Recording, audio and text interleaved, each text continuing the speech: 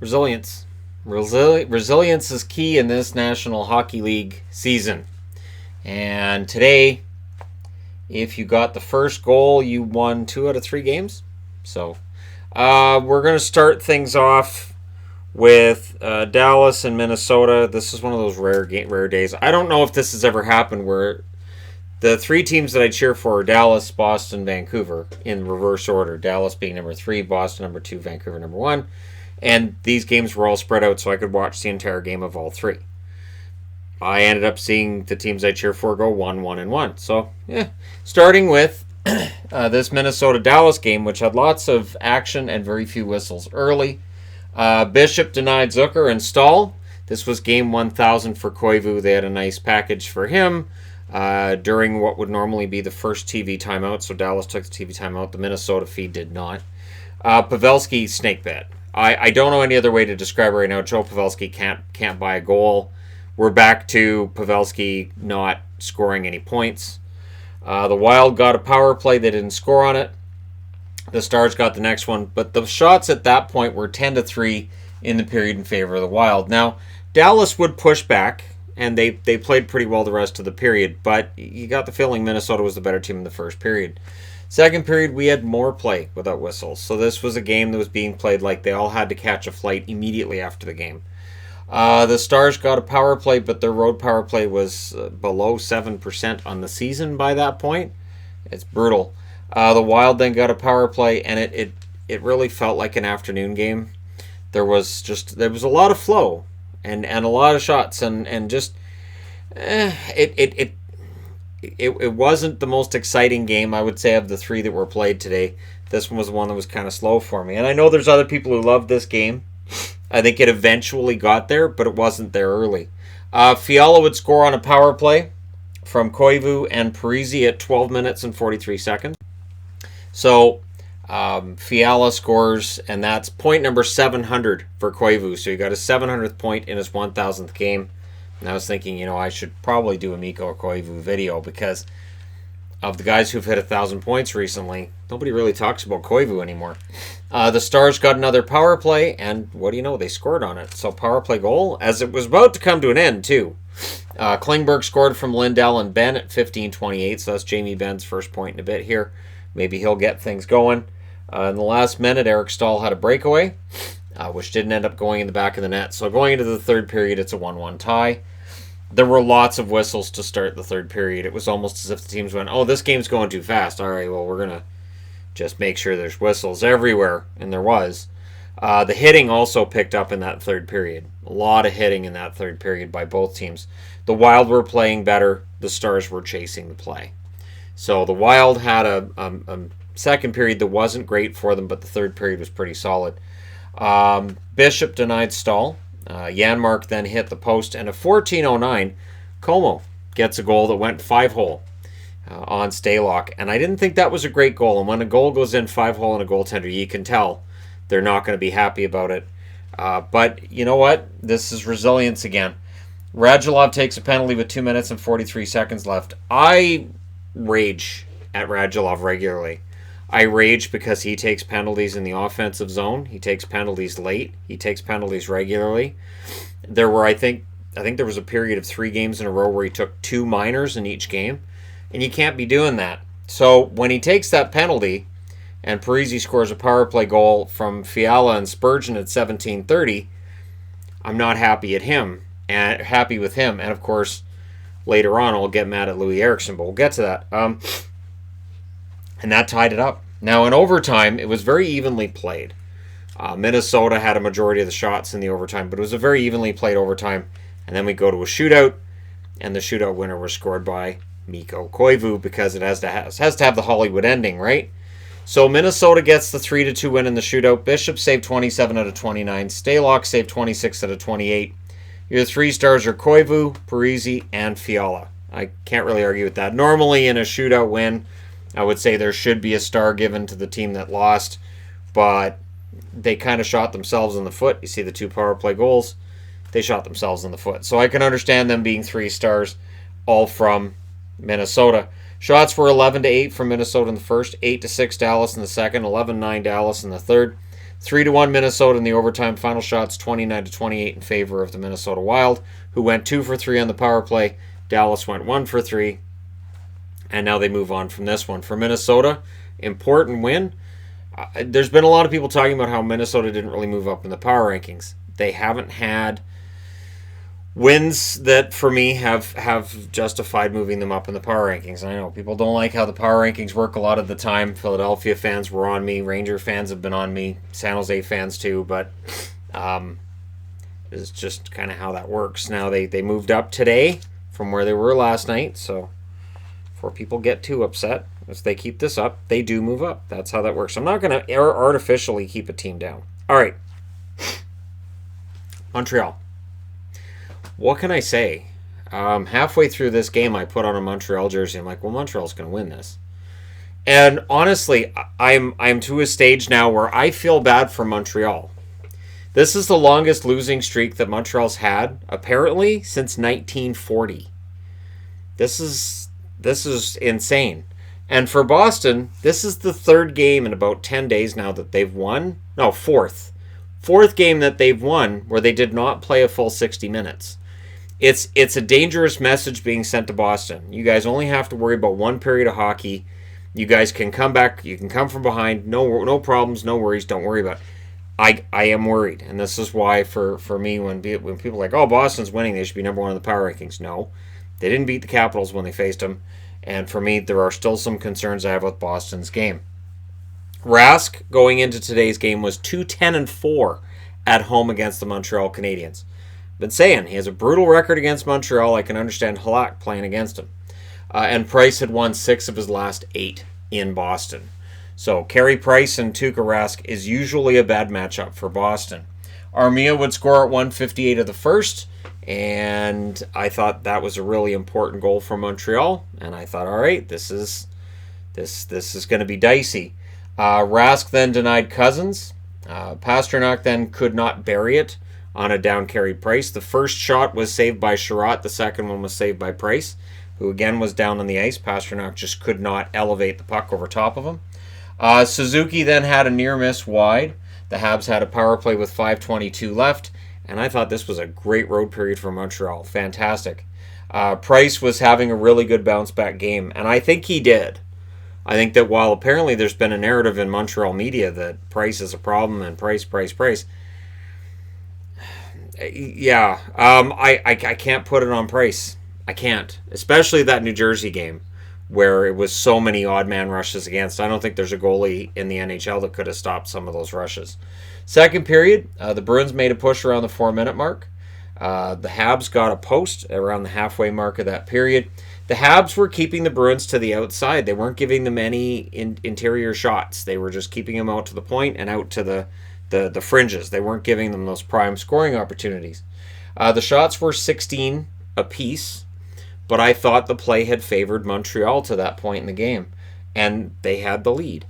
Price then denied Wagner. Excellent chance for Wagner, and Price came up with it. There was a brawl-ish at around 2:47 left. If I say brawl, people are picturing 5 guys on each team pairing off. Those don't happen anymore. Those are gone out of the NHL. This is as close as you get.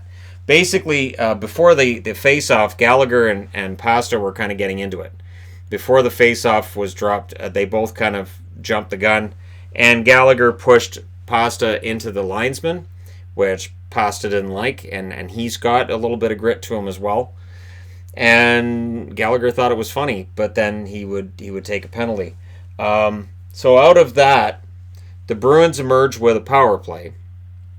And it wasn't Gallagher that caused the power play. It was Shea Weber tripped Pasta.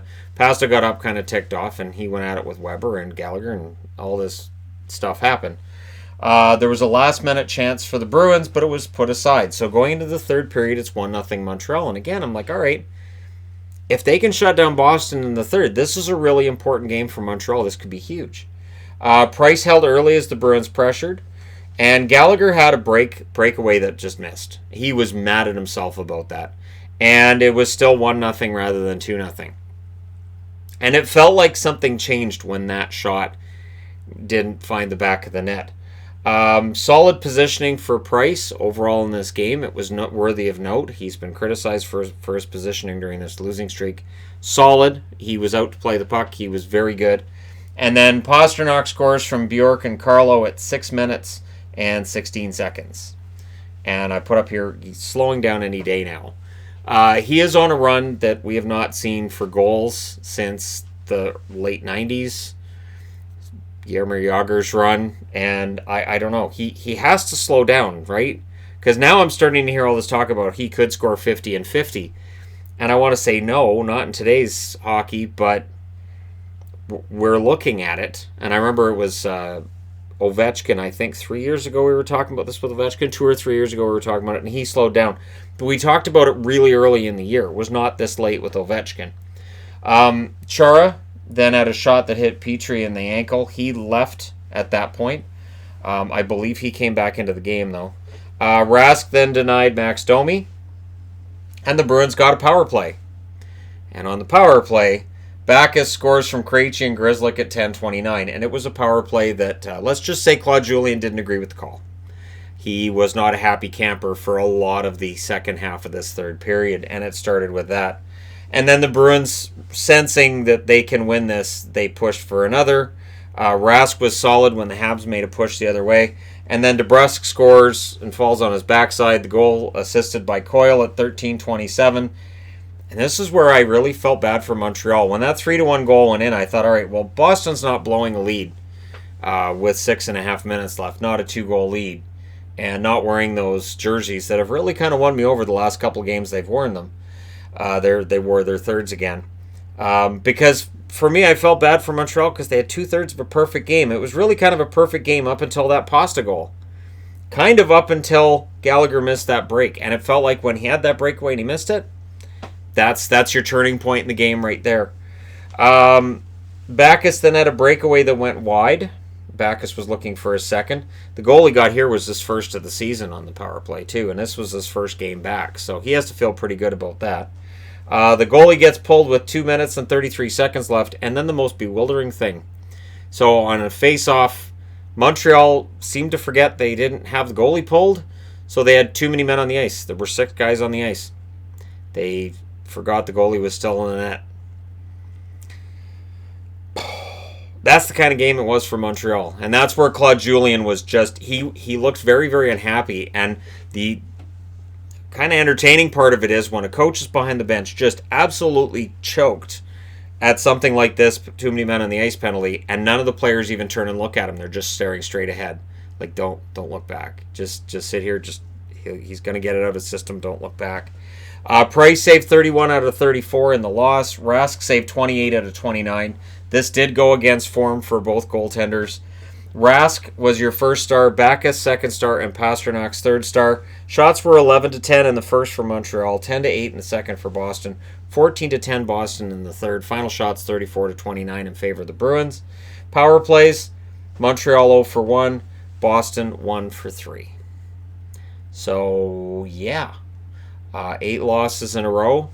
And honestly, I wasn't laughing at the end of this. For people who are going to go, well, Shannon's a Bruins fan, clearly he was laughing. No. This was sad. Boston now is undefeated at home in regulation in 15 games. They're going to take losses at home. It's going to happen. And I figured this was a spot where it could because Montreal's lost 8 in a row. And while it's been a really bad streak for them, they're not this bad. I don't even think they were that bad in this game. And I don't think they were that bad in their last game either. This is where it gets really frustrating is when during the losing streak, you're playing relatively well. But at the end of the night, you're looking up at the scoreboard and going, and we lost another one. All right, moving along. Vancouver. And you could see this coming. The Oilers weren't dropping 2 in a row against Vancouver. And, of course, last night people were like, well, no, Edmonton's lost 2 in a row. So, no, they've lost back-to-back games. Yeah. They get the win here, and they earned it. It was a game that Vancouver was pretty good at until the third period, where Edmonton said, all right, we can steal this. First period, the first thing that was notable was you split up McDavid and Draisaitl. Cassian's out. So I thought, well, maybe that might help Vancouver just a little bit. Neal was with McDavid and Archibald, and Jujhar Khaira was with Draisaitl and Gagner, and they had Jujhar Khaira centering that line from what I could see. So, Draisaitl on the wing there. The first shot of the game was at about the 5-minute and 20-second mark, approximately. Koskinen stopped Besser. The shots were 5-0 for the Canucks 8 minutes into this game. And we didn't get the first whistle of the game until 8 minutes and 37 seconds when the Oilers got their first shot. So we go to commercial. We come back from commercial. Whatever the Oilers discussed during commercial worked. Because it's 32 seconds after that whistle, Archibald scores his first. That's his first goal and point of the season from Nurse and McDavid at 9 minutes and 9 seconds. That's on their second shot of the game. And McDavid's up to 50 points. It's ridiculous. It is. And we'll get into more ridiculousness before this is over. The Canucks got a power play. Koskinen stopped Pettersson during said power play. And then Besser would end up scoring from Hughes and Miller at 15:34. Now, Patrick Russell had scored his first goal of the year. First goal of his career, actually. But since Chris Russell was out of the game and he wouldn't have been able to answer, they took the goal back for goalie interference. Patrick Russell and Chris Russell, their stats must mirror each other. They still both have 4 assists. Benning got hurt his first game back, and he takes a shot to the back of the helmet. And he was out for a while, so he was likely in concussion protocol, and rightfully so. That was wicked. If that had hit him in the ear, I don't think he would have come back into the game. So luckily it hit him in the back of the head because he's got a helmet protecting him there. 1-1 after one. Second period, the Canucks started the second with a power play. Benning returned early in that second period again, probably in concussion protocol, I would think. The Oilers pressed about 7 minutes in, and we went about 6 minutes without a whistle. So again, this is the second game of the day where we went a long period without a whistle. And that's kind of what happens now in this game, where it's skill rather than the physical and the fighting and all that. There's way more periods of time where you don't have even a whistle. There's no reason to. Levo would score from Ben and Horvat at 12:06, and the Canucks are up 2-1. And then what happens? Louis Eriksson happens. He takes a penalty. The Oilers get a power play, and Draisaitl scored from McDavid at 13:51. Draisaitl buried it. McDavid's up to 51 points. Draisaitl's at 49. Levo then hit a post, and then Eriksson took another penalty at 18:47. Yeah, so we go into the third period, and they still got some time on the power play. And just before it ends, Draisaitl scores from Neal and Chason. So McDavid's at 51 points, and with that goal, Draisaitl hit 50. They're the fastest ones to hit that total since Gretzky and Curry did that with the Oilers in the 80s. I think it was 84-85. And Louis Eriksson. That's 2 penalties he took that led to goals. Now, what's interesting is the Josh Levo goal. He didn't get an assist on that one. Now, if they change it, that if he touched it, I don't think he did. He was a key guy. He was screening the goaltender. So you can give him credit for being in on this, but then his penalties led to 2 goals against. This is why Travis Green doesn't play him a whole lot.